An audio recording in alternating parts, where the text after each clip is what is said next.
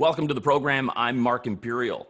Today's episode is being brought to you by booksgrowbusiness.com. It's the place where entrepreneurs and professionals go to grow their business and leave a legacy.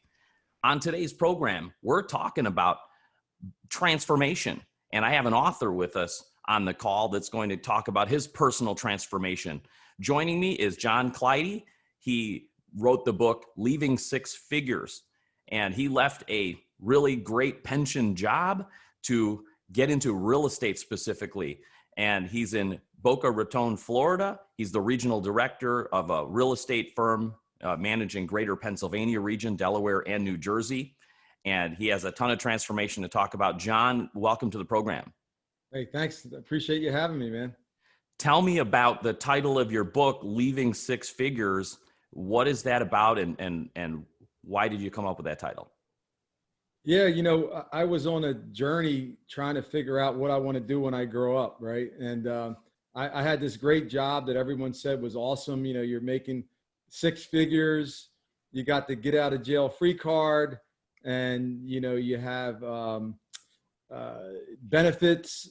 I had a car, gas was paid for, you name it, right? And then I went to work every day not happy. I never mentioned the field. Tell them the field.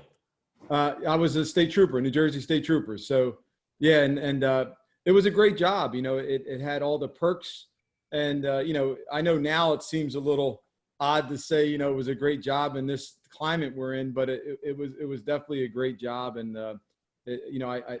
for me, it was a good income and good benefits for my family. But I went to work every day kind of not happy. And at the same time, I also was a realtor. So I had both careers kind of going at the same time. And eventually that real estate career got caught up to that state police career in terms of financially. And I had to make a decision what one was better suited for my life. So I kind of tell that journey through Leaving Six Figures. So it's sort of like it's that age old, like, keep the day job until your side hustle matches or exceeds that income. That's exactly right. Yeah. And I tell stories. I have like a pork chop grease fight in there. And I had one day I made $100,000 in one day. I tell that journey. So it's kind of like stories and teaching throughout, cause I tell everyone, like, you don't just leave a job. If you have a family and kids, you just don't like, okay, I'm out. I'm going to try something new. You got to have a plan, right? You just don't leave. So speaking of your plan, John, tell me why you wrote the book. What do you want to do with it, and what's the message you want to get out there? Well, since I wrote it, man, I had so many people telling me how I inspired them. And from my homework, the New Jersey State Police was founded in 1921. No one has ever left 3 years shy of a pension unless they were, God forbid, they were killed or they were fired. It wasn't like a job you would leave. So, since I left, almost, I think it was, I left May 1st, 2014, other people have left because I kind of like, the 4-minute mile, like once it's broken, people are like, oh, you can leave government pensions. People started saying, I guess, if I'm not happy, I should leave. And other folks have left since with like 16 years on, 15 years on that, didn't stay just because of the pension. They didn't let that carrot kind of keep them, if they weren't happy, they left. So I think it's an inspiring way. Like if you're in a job or even a relationship to that matter, there's some women that are men that feel like they have to stay because that person's working and supporting them. I give people kind of a plan of how to leave that situation they're in and have it, a systematic plan to do it, setting up the finances, having a plan of what you're actually going to do, asking others like their advice. Like, I don't know about you. Sometimes we could be blind to see what's right there and say, hey, I'm about to make this big decision. What do you think? Kind of getting some mentors and coaches. And then once you have the plan, I think that the biggest thing in life, right, is action. You got to act eventually. Wow, that is definitely great learning and inspiration. I can see how it's a great resource for people, because I was just thinking there aren't many people that actually share that kind of a story. First of all, thank you for your service, because I know how tough it is nowadays in these strange times. And Really appreciate the work that our law enforcement and military do for our country, and it's unbelievable what's happening today. So, John, let's talk a little bit about one of your stories. What grabbed me, you mentioned a six-figure day. Could you tell me about that? Yeah, it was the $100,000 day I talk about, and it was one of those days because I was also I was actually one of the top agents in America when I was at Century 21 before I went to Keller Williams, and I was an investment realtor, so I actually had a lot of like investment clients, and then I sold their primaries, and I flipped homes, and I owned homes. So I had one of those days right before I went to work that day. I actually I flipped a house. So I made, 60 some $1,000s off the flip. And then I had about 10 settlements that day that, added up to like 102,000 something dollars. And I'm old school. I'm almost 50 years old. So, I didn't grow up with a lot of money. So when I had money, I felt good about it. So I used to have like this knot with, wrapped around like a little rubber band of like, some hundreds and fifties, and, it felt good. So I always had in my pocket. And whenever I had checks too, instead of just having them in a notepad or somewhere, I always had them in my pocket rolled up. I just had this asphyxiation like around like, I don't ever, I just feel like I want my money real close to me. And I went into work that day. I was like on a 4 to 12 shift, and we had like a retirement celebration when a guy, not retired, I think he was getting transferred. And we had dinner why we were on duty. Like we had dinner all together, like the two shifts combined. And people always said to me, why are you doing real estate? You're wasting your time, that landlord stuff and being a realtor. You're just wasting your time, John. And I heard it so much. And that night, for some reason, like 3 or 4 people just antagonized me. They were like, you're wasting your time. You should work overtime. It's BS. And I'm sitting there in my mind, I'm like, tell them about the checks in your pocket, right? And then this other thing saying, don't tell them, that's not your style, dude. Don't do it.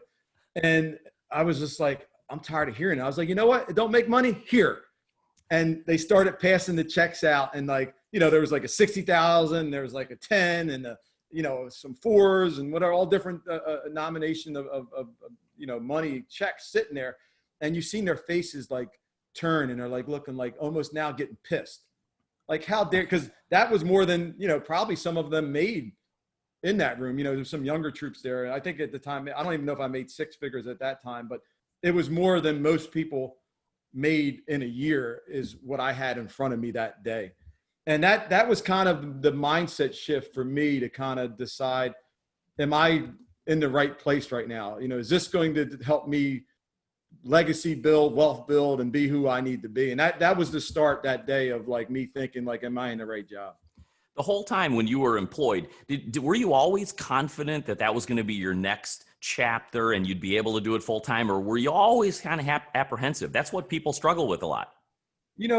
I think when I was one of the number 1 realtors in America at my other previous franchise in 2007, that's when I started to say, hey, I might be able to do something with this. I knew like I'm minus 40 hours a week and I'm able to be one of the top agents in America. I could probably, if I was 40 hours full more of be able to do all this, what could I accomplish then? So I started to shift like, hey, I could do this. And that was like the mindset shift. And then I had some journeys where, like I had an incident where, I had a guy that had AIDS and HIV that I was dealing with on a midnight shift. And I had young children at the time, and he was spitting on me. And I was like, at the time, you're scared that you're going to die. And, I didn't want to catch a virus and bring it back to my family. So I started thinking like, do I want to do this? Like, I'm making money. I'm good. Do I want to put my life on the line? And do I want to do this for my family when I don't need to? And I wasn't like, my grandfather wasn't a cop, and my cop, I didn't grow up with that lineage of police officers either. So it wasn't like, it was like I was born to do it kind of thing either.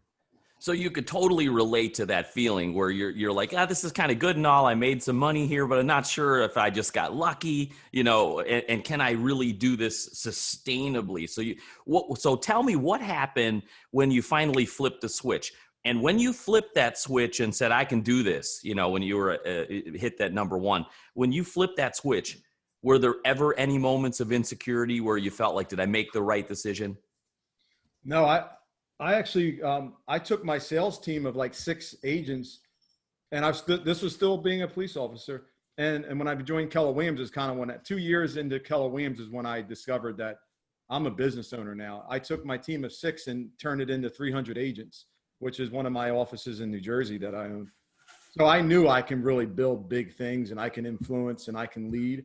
So once I seen that, and then I was approached to be the regional director of Pennsylvania, New Jersey, and Delaware, I started to say, you know what, I can do this. Like I influence people, I motivate people. I don't no longer need to, and even though I was 3 years shy of making, $70,000 to $80,000 a year for life, which, listen, I don't know about you. I still want it because I deserved it. I had I've been, shot at, I've been, had knives pulled on me. I've been in situations where, I deserved to get my pension and I deserved to get it. But at the same token, I didn't want to waste 3 more years of being unhappy either. So I decided to walk away and go capture my dreams. And I don't think I look back, the day I left was the loneliest day, because it was like I handed my gun and all my stuff in, and they were like, all right, have a good life. And it was like no bells, no one saying anything to me, no supervisors coming in. Hey, we appreciate your 17 years. It was like, have a nice day. Here's your gun, here's your car, and goodbye. And that was it. And I'm like, damn, like I did all that and that's it, like a handshake, or I don't even know. It wasn't even a handshake. It was like, have a good life, troop. And that was it. So I was just like, it just felt like I was depressed that I did all that. And I wasted so much time for that last hurrah, So that was kind of like that one day I felt sorry for myself. And after that, I never thought about it again. So that was that like one fleeting moment of it's lonely at the top, so to speak. But tell me about that. If you ever feel lonely as an entrepreneur or whatever, what happens? Like, how do you get out of that? And what is it really like being at the top? Is it really lonely like they say? Well, books are good, right? I'm also privileged to work with the likes of Gary Keller. Being a regional director, you report to the CEO and some growth directors as well, and you get a chance to spend a lot of time with like one of the most incredible real estate minds in America, in Gary Keller. So, I'm humbled to be mentored and coached by some great people. I'm surrounded by just talent daily. So I get a lot of accountability in my role. I mean, I would say it's one of the most accountable roles in Keller Williams as being a regional director, because we're responsible for leading the leaders. So, there's a daily accountability there, because if our numbers are, your results are your numbers, or that's your scorecard. So every day, we have a scorecard, and either you're nailing it or you're not. So there's a high accountability to stay on your game and to really keep getting better every day, because I have to lead other people. And if I don't grow, then how can I expect them to? So as the legendary Jim Rohn said, you're the average of the 5 people you hang out with the most. And it sounds like it just is a transformation or a shift into a different group at a different level. That's exactly right. Yeah. I mean, when I was a state trooper, I was around a lot of guys, but, they're worried about, it was crazy, because you had people that had like 15 years of retire, and they're talking about it then. They're like, I got 15 years, 6 days, and 3, whatever, till I retire. And I'm like, wow, like that's life, to go to work every day and to count down your retirement. Like that was sad. And that was who I was around, like that kind of mindset. And now I'm around people that are trying to change the world. I'm around people that want their like 5 generations to know who they are, and they want to create funds for minority children, and want to create buildings with names on them that that'll be around long after they're not around anymore. So that's the difference now. I think that I'm just surrounded by so many incredible people that push me to just thinking, what could I do better? That's who I've been around a lot lately, which is awesome. So, John, you're probably already doing this, but with your book, I'd imagine that a lot of folks that are inspired and they hear the story and they say, well, the vehicle was real estate for you. So I imagine it inspires a lot of people to say, how do I get into real estate and maybe even join you on your team? Is that happening? Was that the intention? And let's talk a little bit about real estate as the opportunity for you. How'd you get into real estate, and why was it so great for you? What's that, secret sauce? Well, I got it in the real estate just because I needed more knowledge. Because when I bought my first house in the late 90s, I felt like my realtor didn't give me a lot of information. So I was like, wow, I bought this house and didn't know about home inspections, didn't know. So I really got my license just to learn. And then I joined this little small mom and pop real estate office that this guy happened to be a real estate investor. And he owned like 30 homes cash. And I was like, man, this is awesome. And I seen all the money, and I'm like, so I can buy a house, rent it out, and make passive income. So then I was like, this is awesome.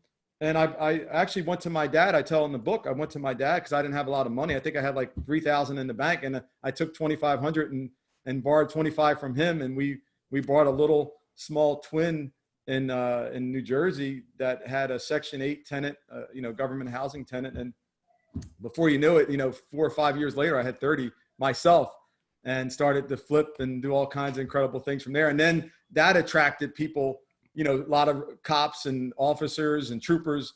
Hey, I want to do what you're doing. And that's kind of what happened. I started getting people watching me. I started driving, I was young too. I was driving in nice cars. I had that, I talked about that knot of money, a lot of cops, we go to the bar and, buy the drinks, they'll take the money away, where I was like, here's 100, here's drinks for everyone, so it was just, I had a great career, and then all of a sudden I had another great career, and I was single, so, and then there was this thing called that market in 2003 and 4 and 5 that was insane. Mm-hmm. So I was single. So I would buy a new construction home, stay in 12 months, and then sell it. And, then, you were selling things, new construction was going up almost $100,000 or more annually, in some development. So it was just the perfect storm for me, in terms of getting in at the right time, really taking advantage of every opportunity that real estate gave me. So people that are listening to this and reading your book, Leaving Six Figures, they're going to be like, I need a mentor. They're going to want to connect with you. Are you what are you currently doing? How can people get help from you? Not just with leaving a job, making a transition, maybe even getting into real estate. Are you hiring? It sounds like I have a million questions, but tell me what are you doing with people nowadays? Because they must be gravitated towards you. I would tell you, one of my passions is to make millionaires in my world, meaning I want people to work for me to be a millionaire.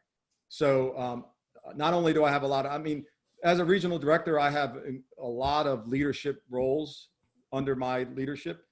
And not only just in my areas, I can help people across the country because of the way Keller Williams model is.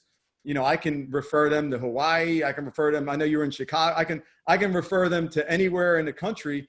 And depending on what they want to do and what their skill set is. If it's just to be a realtor, that's easy, right?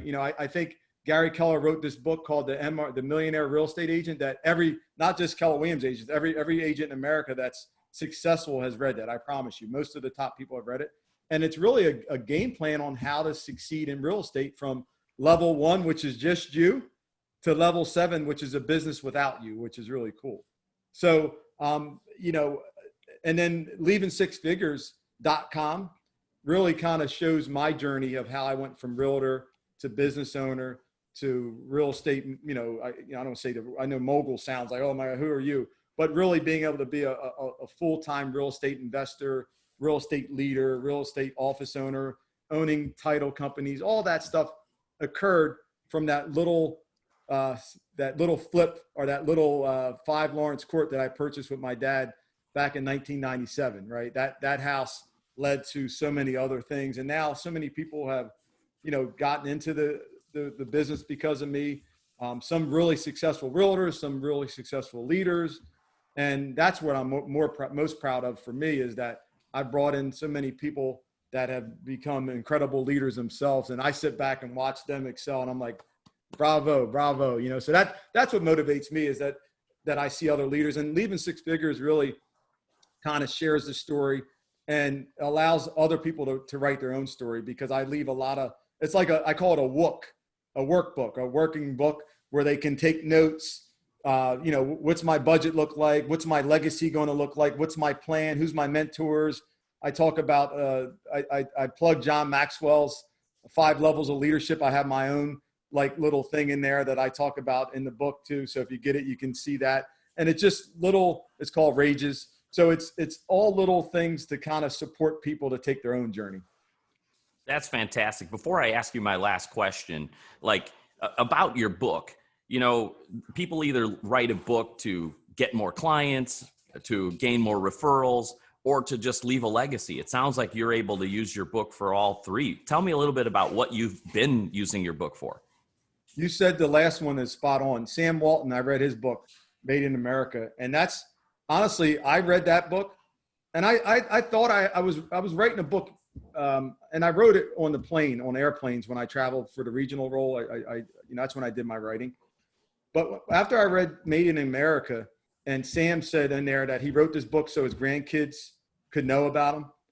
Really, that's what I mean, listen, unless you're, John Maxwell or Grant Cardone or, those guys are selling books and mentorship programs and everything. Listen, if my book happens to do that one day, awesome, right? But I said, you know what? My kids can know about Dad. Their kids can know about Dad. My mom probably learned things about me. My dad passed a year ago, but he didn't get a chance to really see the book. But it tells a story that maybe generations, because right now I told this story yesterday when I was interviewed. I don't even know my grandfather's father's name. That's a generation away. So I was like scared to death. Like, will my grandkids not know who I am? So what could I do to make sure that never happens, right? That maybe that 3 or 4 or 5 or 10 or 100 generations of Clidy's remembers me or remembers my wife. So if anything, if that book does that, I won. This is really a great demonstration because I can tell you, our listeners and viewers of this program, they're hearing about your book and your intention was to leave a legacy. But I can assure you that this conversation we had right here are going to get droves of people to say, well, I want to learn from not John Maxwell, but John Clidy. And you may be that accidental mentor that you didn't even realize. And I could see it already. I have a mountain of folks that you're mentoring. So John, is there anything that I didn't think to ask that you'd like to share before we sign off? The one thing that I've learned, and this is, I seen a little book for children. It was called How to Understand Money. And if I could teach anyone, I don't care if you're 40 or 50 or 60 years old, is learn about money now. Learn about money. If you don't know about money, learn about it now. And what I mean about learning about it is understanding that you have to make enough money to be able to pay your bills and then save. And if you're not, and you have all these plans, then you're probably not going to hit your plans, right? If you don't make enough money. So I would say to track every dollar you make every day for 30 days and know what it costs for you to survive. And then take that money and know how much you make after taxes and what actually you'll have to spend, to save, to vacation. And if it doesn't match your goals, you need to figure out a plan. And to me, that if someone gave me that advice years ago, because even when I was making a lot of money, I wasn't smart, back when I was single, I would have fast rolled where I am today if I was smarter about money. So if anything, I want to give that back to the listeners is be smart with money. If you're not, start tracking it today. In my book, I even give a budget plan. Track how much it is for groceries, for your pharmacy runs, for your dinners, for your gyms, and know every penny that comes in and any penny that goes out. And that's the best advice I could have gave myself years ago. And I want to give that to your listeners. Sage advice, John. I really appreciate that. Tell our audience how they can get your book, learn more from you, connect from you. Tell them how they find you. Well, I always show it. Leavingsixfigures.com is the best way to go, where they can even order, learn a little bit about me. They can email me. And I love that I have a Leaving Six Figures Facebook page where we have a community where they can talk and ask me questions. If they're also dual career and they're trying to figure out their path, we can communicate there. And it also gives them a link to kind of connect privately if they have some people have some issues and they're really struggling, especially, since you spend most of your time at work, and I get it. So we want to have that community to be able to help people get through some tough times, because I know I had some tough times as well. John, this has been absolutely fantastic. I love this conversation. Thank you so much for sharing and telling us all about your book. I wish you continued success for you and for all of your real estate and all your clients. Awesome. Appreciate it. Have fun talking to you, man. My pleasure. This segment's been brought to you by booksgrowbusiness.com. It's the place where professionals and entrepreneurs publish to grow their businesses and leave a legacy. That's all for now. Join me again for my next Expert Spotlight. I'm Mark Imperial.